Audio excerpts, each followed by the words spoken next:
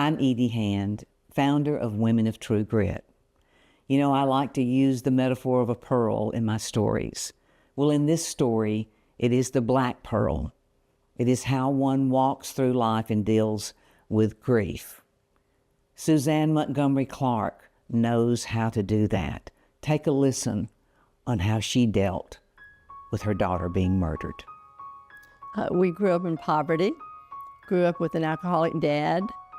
We literally had nothing. Mama worked all the time, and it was just a difficult childhood. I don't remember a lot of it for that reason. But I knew as a young person that I could not live like that. And so that made me want to go to school, want to go to college, because college was the only way to get a good job. And if I had a good job, I wouldn't have to depend on a man.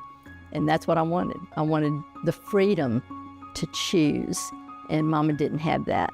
And so that made a big, big difference. I took off 5 years from my job when Meredith was born because I knew I couldn't raise a baby and work full time. It wouldn't work. But then I knew we were headed for divorce, so I knew I had to get back into the workplace because if the child support didn't work out, I could still be financially independent. And so I found a job, went back to work when she was 5 years old.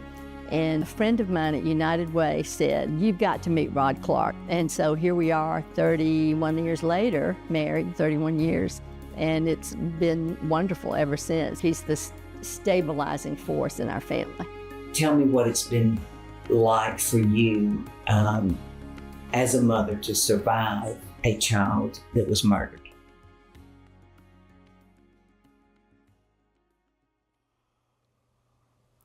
There really are no words. It's,